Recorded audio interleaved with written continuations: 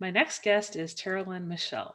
A native of the southern Chicagoland area, Taralyn is a national best-selling author and mindset coach. She's passionate about sharing her message of cleansing the mind, body, and spirit by owning our divine design. As a certified life coach and habit change expert, Taralyn has led individuals and groups in customized training sessions designed to create life changing shifts. Her book, entitled The Ultimate Release, is at the core of Taralyn's mission to guide others through identifying the beginning of core beliefs that skew perceptions and fuel negative decisions and experiences.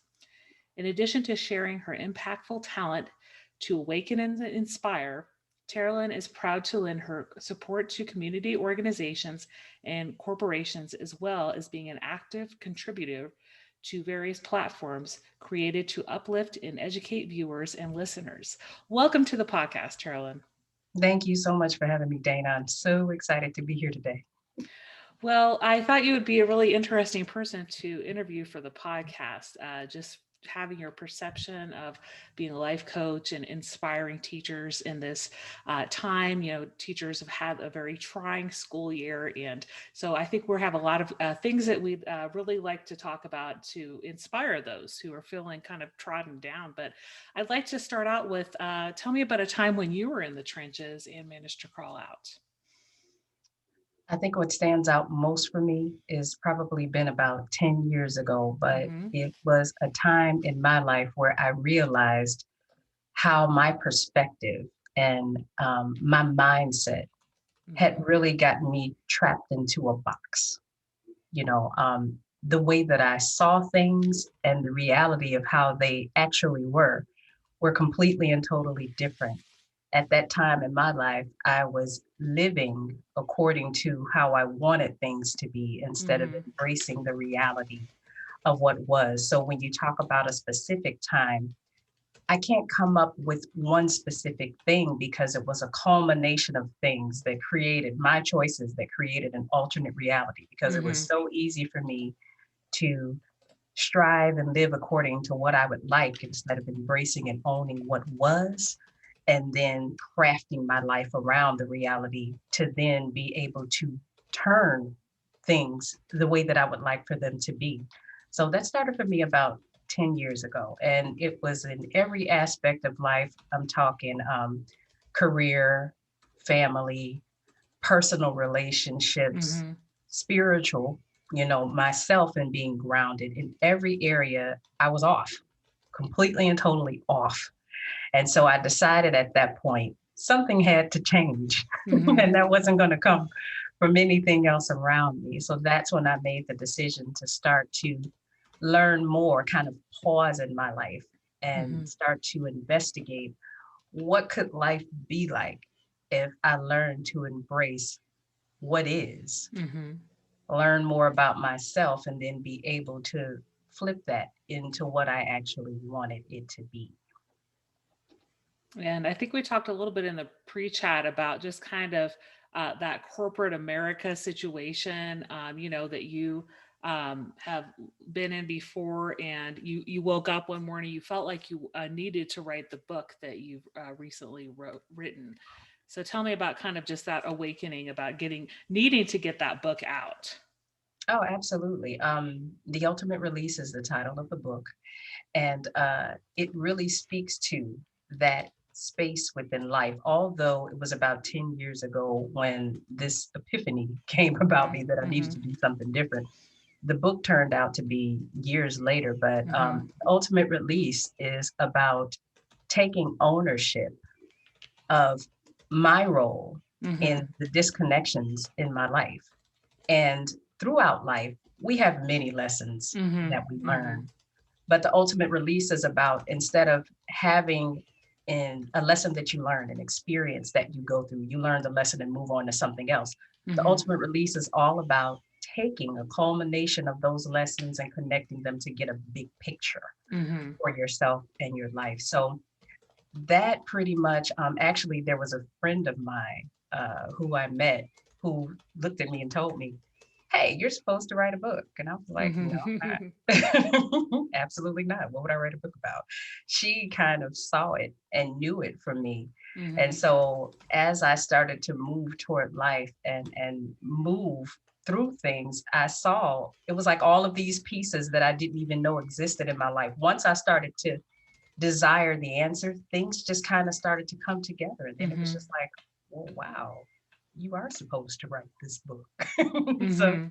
that's kind of how the ultimate release came to be and how it started from there. And then it's just amazing now where I am, allowing those pieces to continue to come together, how it's really transformed things in my life. Mhm. Mhm. And in the pre-chat, we talked about that. You're familiar with educators and the fact that a lot of your family members have been in education, and a lot of what I'd like to address in the podcast today is mindset and just Mhm. the mindset a lot of teachers are telling themselves this year with the fact that they're not enough, or the guilt mindset, like I'm not doing enough, even though they've been in and out of the building, hybrid, remote, virtual. It's the hardest year they've worked so far.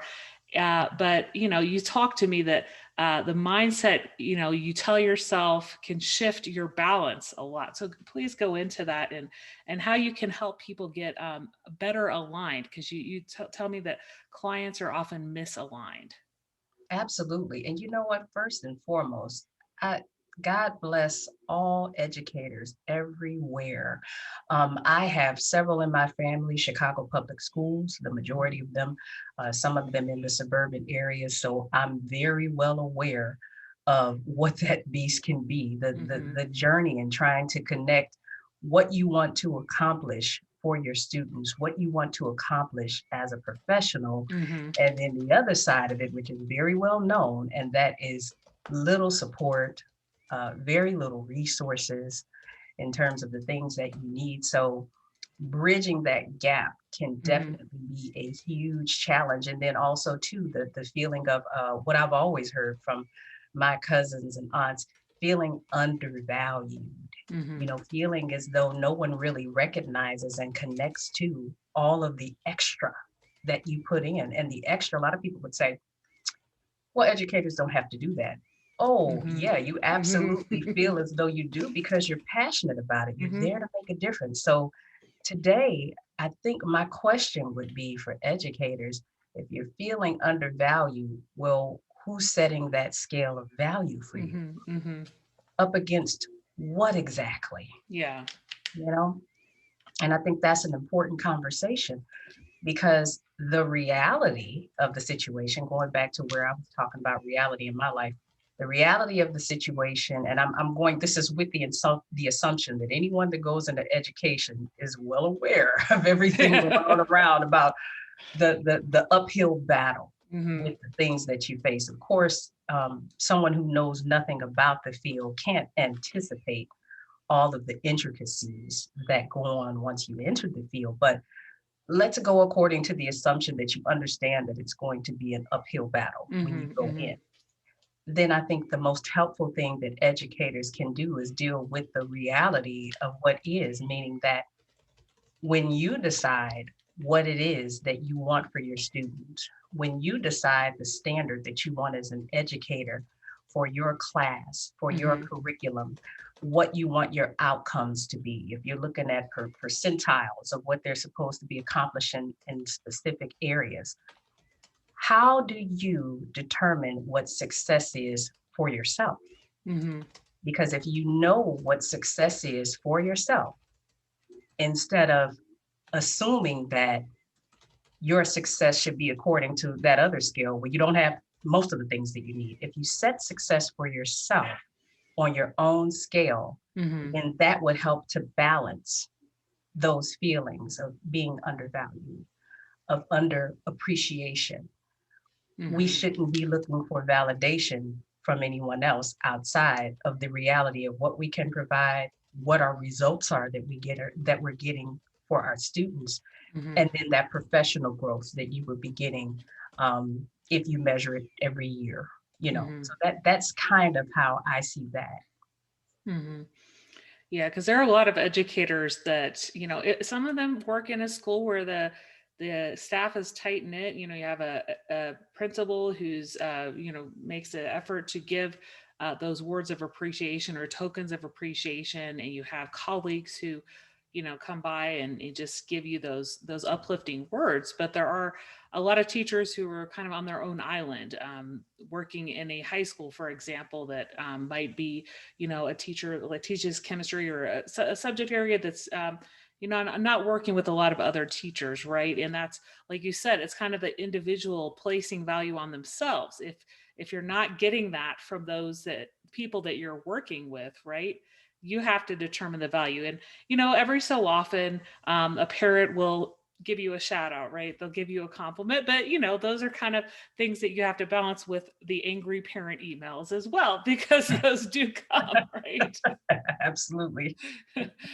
But I think, like you've said, a lot of it's that mindset. How do you put yourself, how do you measure, right, for yourself, what that standard is going to be? And like, a lot of teachers go into the school year saying, I'm going to do X, Y, and Z. I'm going to accomplish X, Y, and Z, and the kids are going to work on this type of project.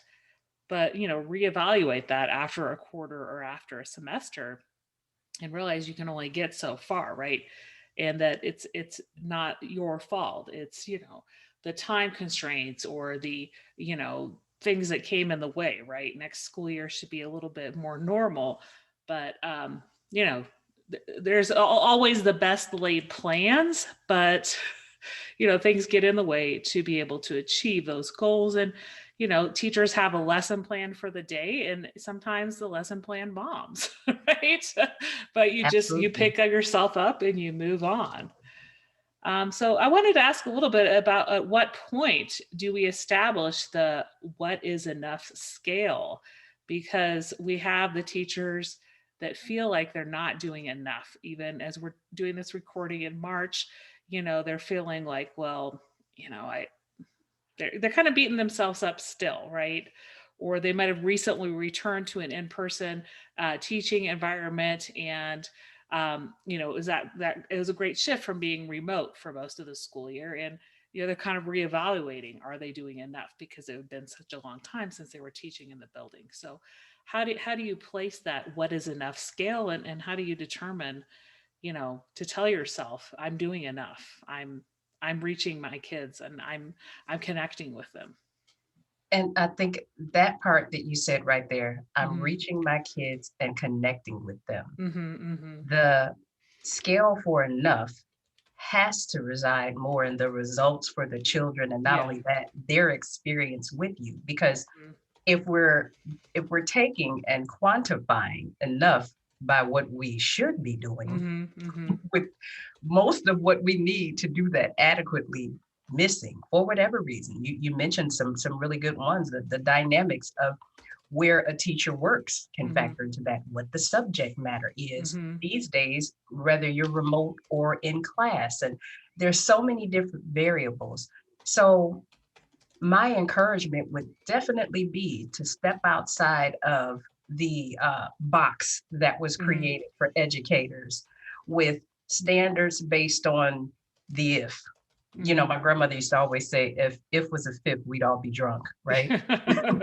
You know, so we can talk about, that scale based on if, yeah, Mhm, this, or we can just look at our reality. And that is, there's a result mhm. that I want to try to achieve for my students.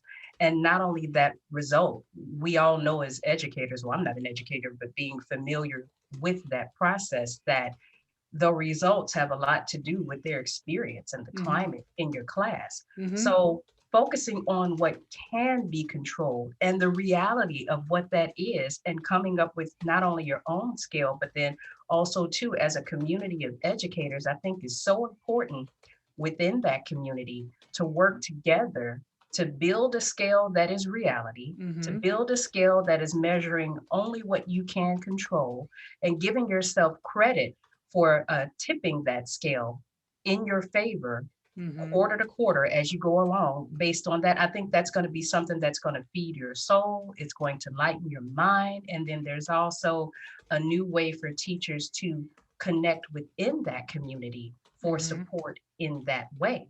Because think about it, we're in the perfect climate. One thing COVID has forced us all to do, and that is to break that complacency that we've all been in. You know, everybody Mhm. kind of on autopilot because you're used to your regular routine and the way that everything has been going, the way that things Mhm. go.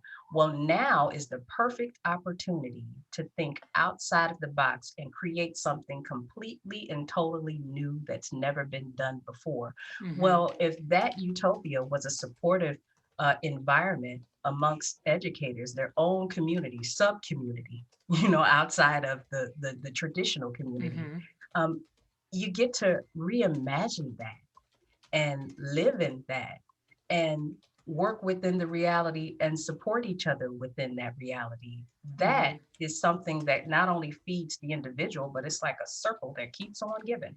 Mhm. you know so that is what I would challenge. And even when I speak to I have clients in all areas of life, but a great majority of them are not only educators, they're educators on all levels, from grade school on all the way up to graduate educations.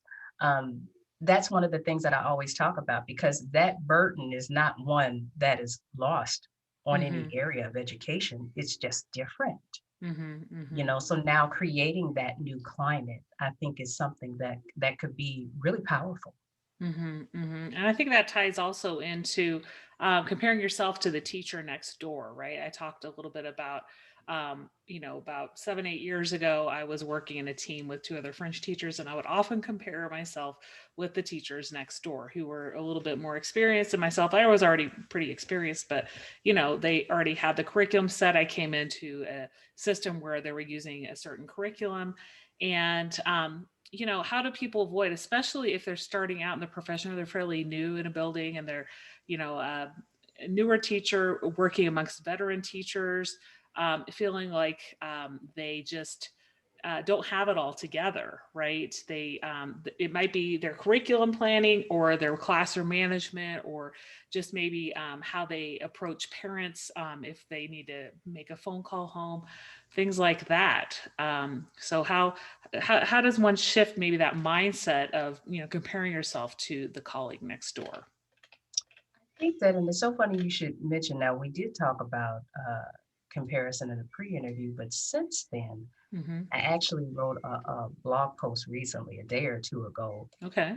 actually taking different aspects of who we are as people and shifting the thought process. And comparison is important because I think that the reason why comparison tends to be a weight for the average person is Mm-hmm. because they are looking at a gift that someone else has Mm-hmm. and are fixing a deficit for themselves, Mm-hmm.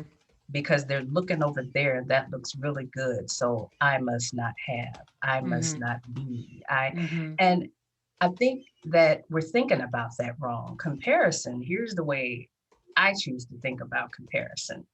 Comparison is a window of possibility for yourself. You're actually being given the gift of seeing someone else in their strength, in Mm-hmm. their greatness, and realizing that just like they were divinely designed and worked, sharpened that skill to get what you see, Mm-hmm. they are a representation of what you are capable of. Mm-hmm. If you stay focused on where you want to shine, Mm-hmm. starting with where your strengths are. So, back to that new person that might be entering education, or someone who's seasoned within education, but maybe this area is a Mm-hmm. little more new for them than what they're used to. Mm-hmm.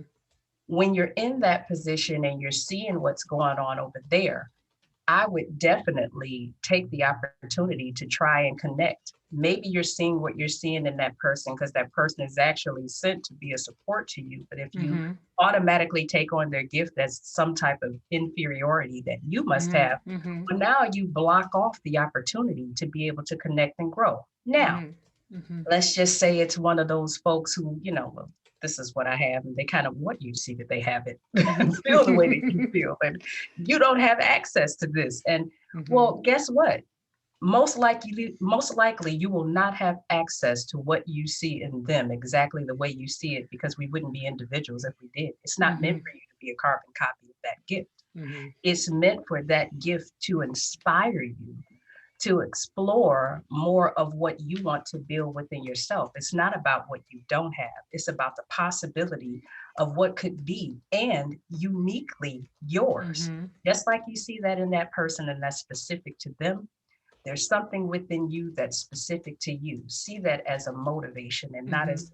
and not as being demoted, Mhm. if you will, within your head from your own greatness. So the mindset has to be, especially when you're dealing with feelings or emotions that start to make you question yourself, that insecurity starts to reel its head. That insecurity can do two things. Mhm. It can either have you hamper down and sit still, or it can make you curious to explore, why am I feeling this way? If Mhm. I'm feeling as though this is something that I don't have, or that's something that I don't have, spoiler alert, you don't. That's hers. Mhm. You don't Mhm. have that. But you do have something that's there Mhm. that you can tap into. And I believe that when you're feeling that way, that's the nudge saying that it's time for you to acquire more of yourself and challenge yourself to explore, what can you do that's going to build your confidence and quell this feeling inside of you Mhm. that shouldn't be there. Mhm. You're more than that.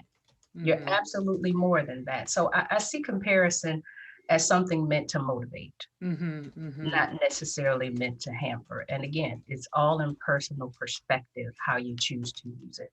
Mhm.